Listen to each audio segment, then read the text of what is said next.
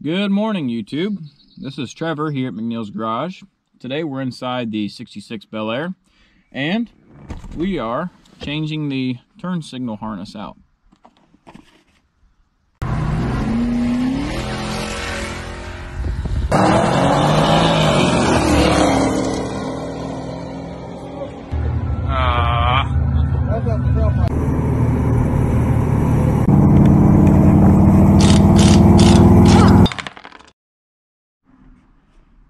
Okay, so today we're changing out the turn signal switch in the 66 Belair. I haven't had turn signals for a while, and that is also the reason I don't have brake lights. So figured I'd probably need those things this summer, as I plan to drive it a good bit this year.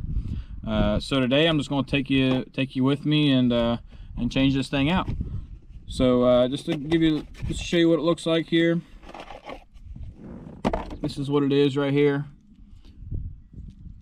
So this will plug in to a couple connectors underneath the car, and then this here will is where your steering wheel will kind of mount to right here.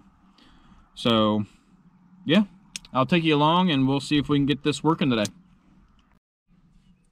So first things first, there are 3 screws. I think typically you would have a horn here, but I have, or some sort of button here I don't have. But I'm going to take out these 3 screws, and then this little plate here will pop off. Alright, all 3 screws are loose, and then this piece here will just come out, just like that. And then if my horn was working properly, that would be hidden behind these 2 little plates. Right there's your horn button. This little piece does come out. I'm not sure if I can get it out right now, but next step is we're going to take this nut off, and then you need a steering wheel puller to pull it up off the threads. So I'll take you along for that. Okay, so this nut here is a 3/4 inch nut. I'm just going to take it off real quick, just like that. Take this little washer off. Now we can take the horn button out. That's what it looks like. Now you need the steering wheel puller, and we'll just pop this steering wheel right off. Okay, so you can, I'm sure there's other people who can use things other than a steering wheel puller. This is what we have. You can also rent these from some of your local auto parts stores. We just had this one. So basically how it works, those 3 bolts we took out earlier, looks like there's 2 bolts here that you get to go through these little holes, and then this big bolt here, there on the end of it is a bolt, and it just kind of is pushing up against this bolt right here, the silver one, and then it's just going to take the steering wheel out, if that made sense. I'll demonstrate. Okay, so this takes a 5/8 socket.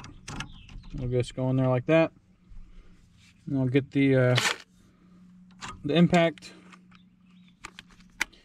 And you actually want to tighten this down because you want this bolt to go towards the steering wheel. And you'll see it come off there. And so now we should just be able to pop it off like that. And there you go.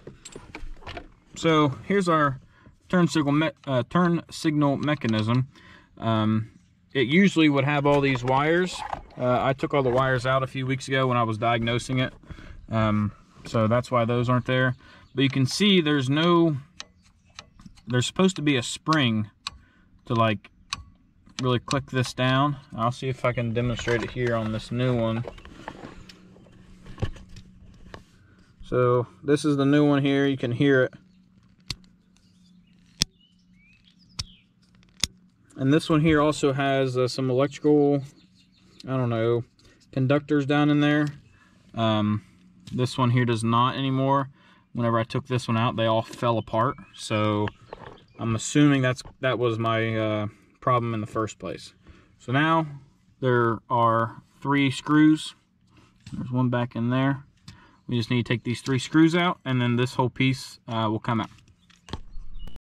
So here's the old one. And then we got a couple more pieces to take apart. So this little collar here just kind of spins around and just slides off. And then where this car was originally a 3-speed on the tree, that's what this here is. So that's why this here moves. Eventually I'll probably get an automatic one here. That way it doesn't have this big nub. But for now I'm not going to worry about it. I'm just going to keep going. There's a little slop in here, and that's because I've loosened some screws down here. But we still got to loosen, I think there's a screw here, I think. And then one on each side. And then that will drop this little piece down for us to thread those electrical cables down through. So there were only 2 screws. There was one on each side. And then this piece here just kind of falls out.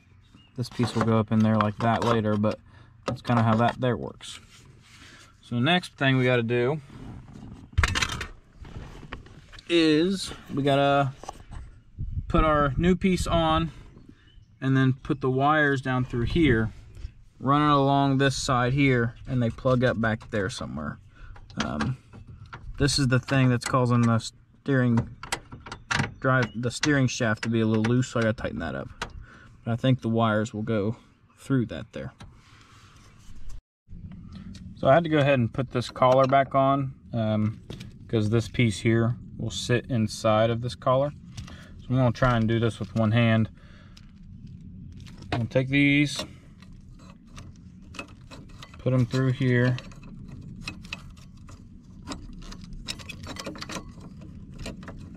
One at a time, pretty much, and then you can fit the other one through.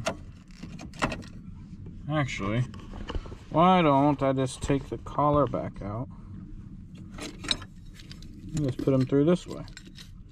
This will be a little easier. Pull that one out, pull that one through. Now we're talking. So it'll sit, should sit somewhere around like that. So now we'll take these, put them through here. You can do both of them at the same time here.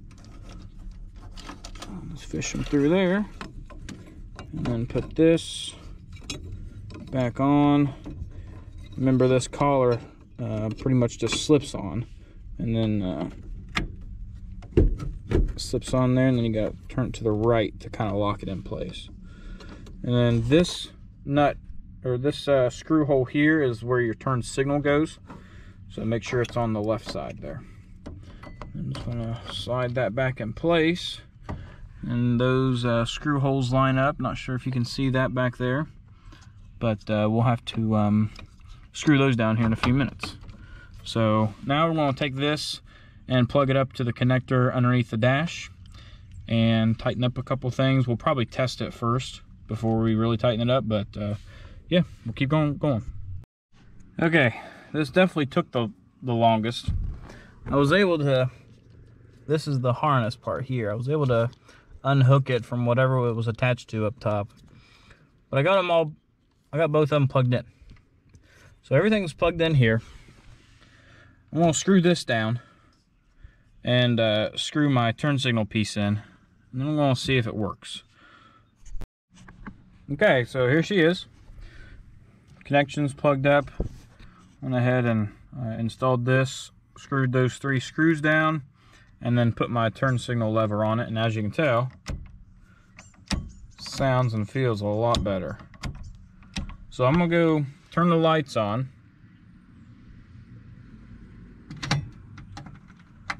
And then I'm gonna set the GoPro back up there. I'm gonna hit the brakes and use the turn signals, and we'll see if we got brake lights and turn signals. Okay, I think you can see the tail lights there. This one you can see pretty good. Can't see that one over there. So I'm gonna hit the brake lights, then I'm gonna do the turn signals and make sure, and then I'm gonna come back, review the footage, see if it's working.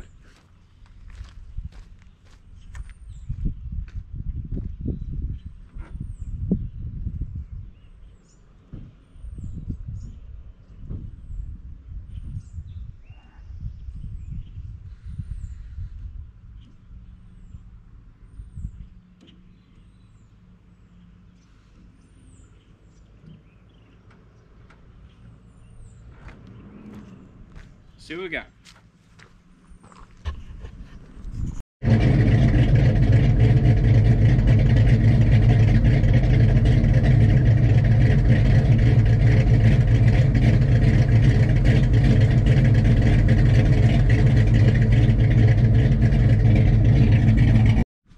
So after going back and looking at the video footage, first run, I think one of the bulbs are bad.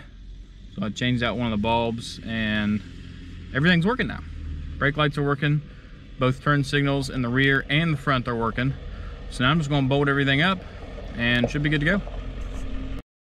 All right, so we've got all the wires back hooked up. Everything feels pretty good. All the lights work. So now I'm just gotta run these wires up through here and tidy them back up underneath the dash and screw a couple things up there, put the trim piece on the steering wheel, put the actual steering wheel back on, and be ready to rock and roll. Okay, that's gonna do it for this video. Got the brake lights and the turn signals working good. So hope you guys enjoyed this little tutorial on how to change the turn signal switch on a 66 Belair. This also probably works with the Biscaynes, Impalas, and probably the Caprice. So if you like this video, just make sure to give us a like, subscribe to our channel here. We got a lot of cool things coming up this summer, and stick around for next few videos, and we'll see you guys then.